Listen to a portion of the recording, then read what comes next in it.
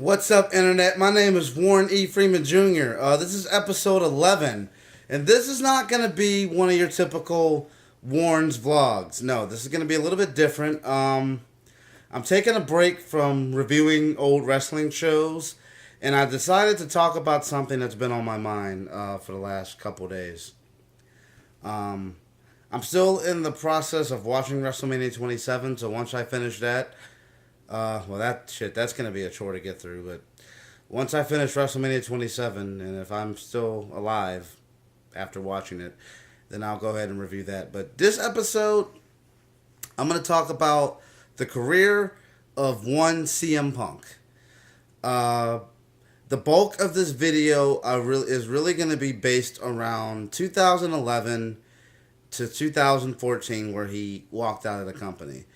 And I'm going to talk about basically his lackluster title reign and that being the reason why he walked out of the company. But I'm going to try to briefly cover the other part of his career.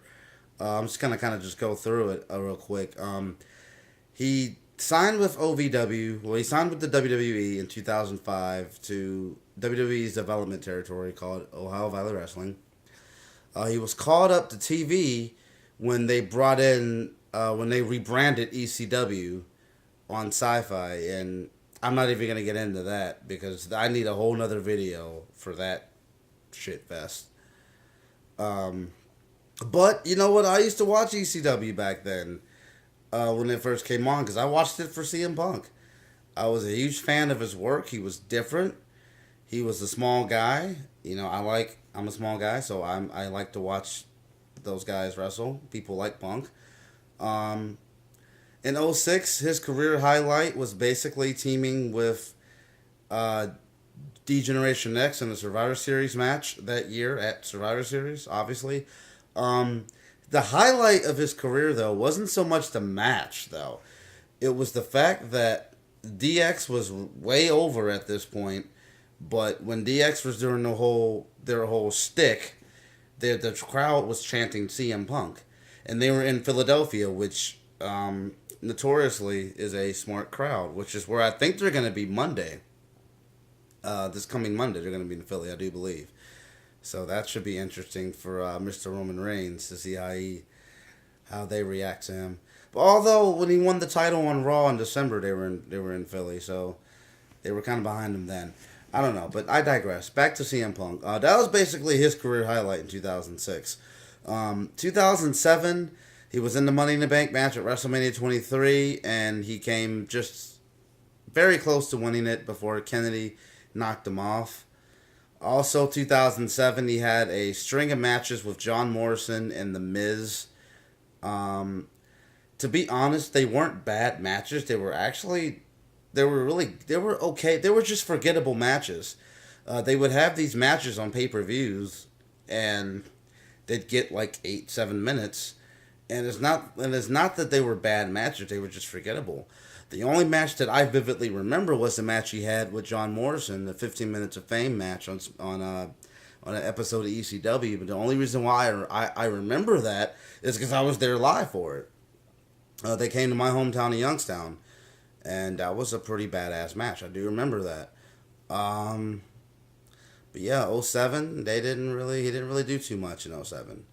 Like I said, he had those matches with John Morrison and The Miz. He won the ECW title, and then he lost it to Chavo in 2008. And then, of course, 2008, he won his first Money in the Bank briefcase. Cashed in on Edge on Raw, and that's when he kind of shifted to Raw when he won the World Heavyweight title. But he wasn't really featured as much. You know, he's the World Heavyweight Champion in 2008. He's barely featured.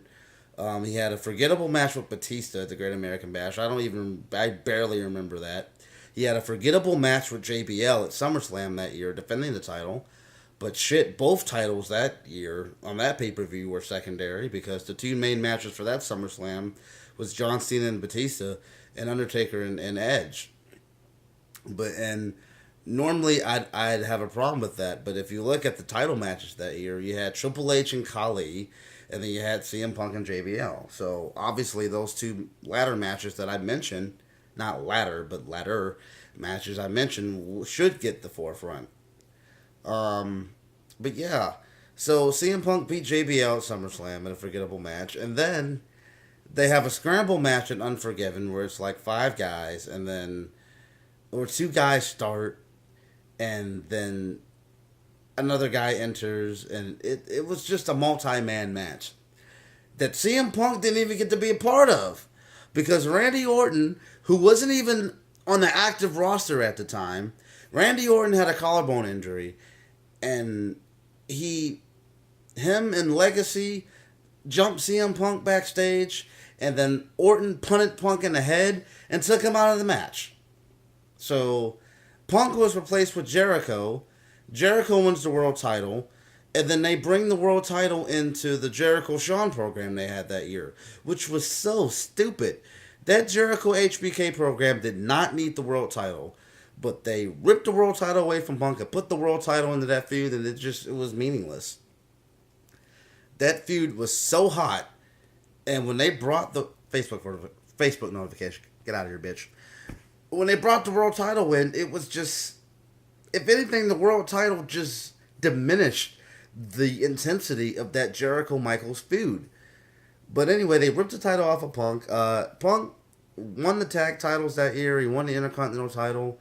09, he won the Money in the Bank again. And then this was his first one as a heel. He cashed in on Jeff Hardy. They had a string of matches. He had a short program with The Undertaker. Lost the world title. 2010, they did this. He did the Straight Edge Society thing. They ended up splitting that up. Then Punk got hurt, and then they put Punk on commentary towards the end of 2010. So we go to 2011. This is where we're at now. This is where the bulk of the video is going to really begin. 2011, his contract was going to expire, and they wanted to capitalize on this with a storyline about it. So his contract was going to expire. He had somehow became number one contender to John Cena's WWE Championship. But his contract was going to expire, and Money in the Bank 2011 was the last night of his contract. So basically, CM Punk did not sign. Vince McMahon tried to get him to sign on the Go Home Raw for Money in the Bank. He declined. He showed up at Money in the Bank. He won the WWE title, and then he walked out of the company. And this was perfect. I mean, they tried the whole Bret Hart screw job thing and Money in the Bank. That match was still one of my favorite matches of all time. Top 10, without a doubt. CM Punk and John Cena from Money in the Bank. That match was just so full of drama, so full of action. Anyway, CM Punk walked out champion. And he was gone for like a week and a half. I don't even think it was that long. But they did a tournament. They crowned a new WWE champion in John Cena. And then they had champion versus champion at SummerSlam. Now, no. This was supposed to be the summer of Punk. This was supposed to be his epic summer when he's supposed to get more over than he ever has been in his career. And keep that in mind, folks. This is the summer of Punk, okay? Punk wins the title in July. He beats John Cena again at SummerSlam with John Cena's foot on the rope, but it's okay. It's the summer of Punk. Then Alberto Del Rio cashes in and wins the WWE title. Okay. But it's still the summer of Punk, yay! But Alberto Del Rio's champion. Alright, so naturally at the next pay-per-view, Punk's going to get his rematch, right? No, he jobs to Triple H. And then John Cena wins the title back. Summer of Punk, yay! But surely, okay, he jobs to Triple H, but surely Punk's going to be in the title picture next month. He has to be. I mean, it's the summer of Punk. He has to be in the title match. So, what happens at the next pay-per-view? He's going to get the title, right? No, he jobs to R-Truth and Miz in the tag match. Summer of Punk, yay! So surely he gets the title at the next pay-per-view, right? No, yeah, he does. He gets the title at the next pay-per-view. He beats Alberto Del Rio for the WWE title.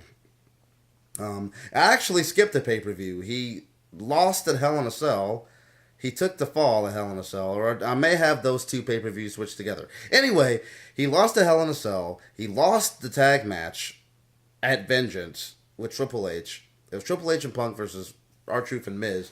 And Punk lost the fall because Triple H ain't jobbing nobody. But anyway, he wins the title at Survivor Series, and that's really where this all starts, okay?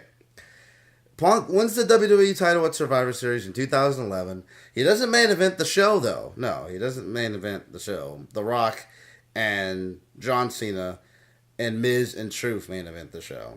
And this wouldn't be the first time that CM Punk took the back seat to The Rock and or John Cena. And he was a WWE champion, okay? That wouldn't be the first time. So that's one. So let's keep track of this shit right here. The next pay-per-view is TLC. He beats Miz and Alberto Del Rio in a triple threat tables, ladders, and chairs match. He main events that show. All right, so okay, that's cool. Next pay-per-view, he goes to the Royal Rumble. He doesn't main event the Rumble. He faces Ziggler at 2012. Yeah, this is 2012 because John Laurinaitis was the special guest referee. So he beats Ziggler at the Rumble. He didn't main event, but I don't hold that against him because, hey, it's the Royal Rumble. Normally, the Royal Rumble main events that show. So I'm like, I didn't even take a double take at it. I'm like, all right, whatever. We get to Elimination Chamber 2012. Surely CM Punk is the main event, right? Because he's the WWE champion. He's the flag bearer of the company. He's the face of the company. So surely CM Punk main event Elimination Chamber 2012, right? No! Actually, CM Punk opens the pay-per-view. The WWE Championship match opens the fucking pay-per-view in Elimination Chamber 2012. And you want to know? You want to know what main evented that show? Do you really want to know what main evented that show? I'll tell you. John Cena and Kane in an ambulance match. An ambulance match. That's right. And you know what? It's not so much that I'm pro CM Punk. I mean, I like CM Punk. I'm a CM Punk fan. But it's not so much that I'm pro CM Punk. It's the fact that I'm pro the fucking WWE title being the main event. That's what I believe. In that match, CM Punk opened the show. His chamber match opened the damn show. Ain't that a bit?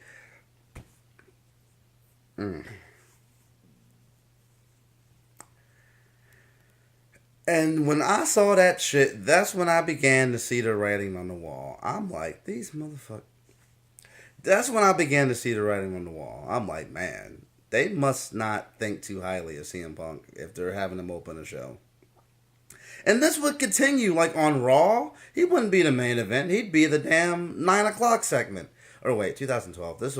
Raw was still 2 hours. So Punk would be like the 10 o'clock segment. Or he may even be the 9 o'clock segment. He'd be opening up Raws and shit as the WWE champion.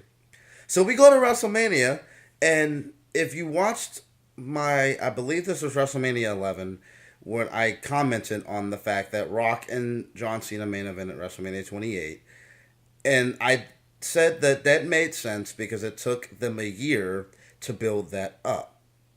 So even though Punk and Jericho clearly had the better match that show, there was no reason why Rock and Cena shouldn't have main evented. So I let that go. But then we go to Extreme Rules in 2012, and a returning Brock Lesnar and John Cena main event Extreme Rules. Punk and Jericho were somewhere in the middle of the fucking card, like it was an Intercontinental title or a European title. They don't have a European title no more, but it was in the middle of the card, like it wasn't shit. And then you had Brock and Cena main event. Brock Lesnar is just coming back to the company, and he gets the main event over the WWE champion, CM Punk. And then it gets worse. Over the Limit, 2012. What was the main event that show? Was it CM Punk and Daniel Bryan? It should have fucking been. No, it was John Cena versus John Laurinaitis. John Cena versus John Laurinaitis was Oh my god. That was the main event of that show. That closed the show. They put Punk and Bryan in the middle of the card somewhere. So then we go to No Way Out 2012. You want to know what the main event for that show was?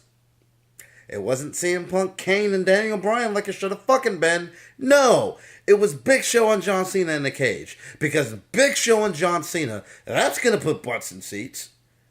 And I don't give a damn about the whole stipulation of Vince McMahon being in Cena's corner and John Laurinaitis being in Big Show's corner, and the winner, if Big Show lost and Laurinaitis got fired, I don't give a damn about that. No, Punk, Kane, and Bryan should have been the match that night, and it wasn't. And the pay-per-view after that was Money in the Bank 2012. Punk, Bryan, 2 out of 3 falls. That's the main event, right? No! Once again! The Money in the Bank match is the main event. And I don't even remember who was all in it. I think it was Cena, Miz, Big Show, Kane, and somebody else. Miz actually made his return to the company at that pay-per-view and just put himself in that match. And that was the main event. Not Punk and Bryan. John Cena. Are you beginning to see a trend here? Am I the only one that's seeing it, or are you guys seeing it too? You starting to see a trend? John Cena. John Cena is the main event of all these motherfucking pay-per-views, and he's not even the WWE champion. CM Punk, who arguably is a better worker, who is a better wrestler, is getting shuffled in the fucking mid-card of these pay-per-views. Right? So then we go to SummerSlam 2012. Is CM Punk in the main event? No.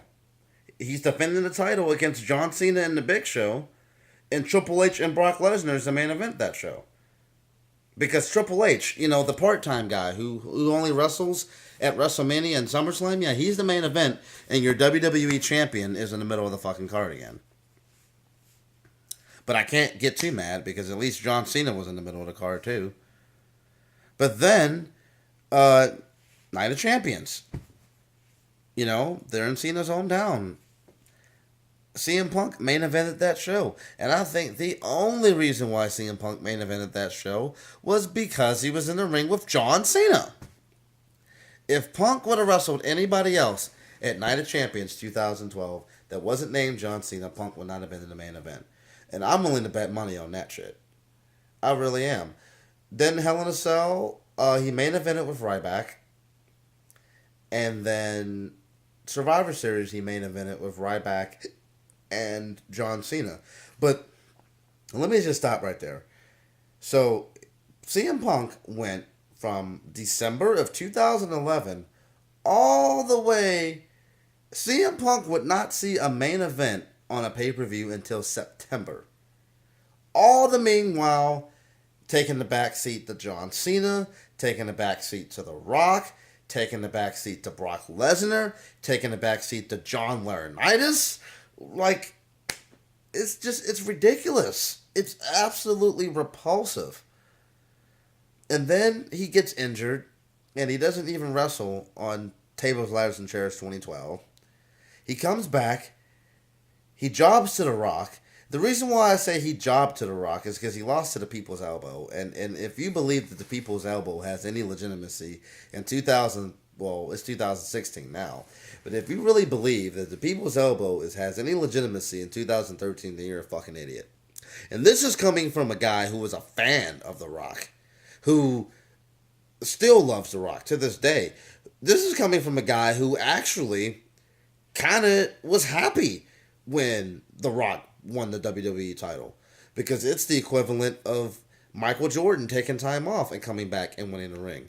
It would be the equivalent of Peyton Manning retiring and then 10 years later coming back and winning a Super Bowl ring.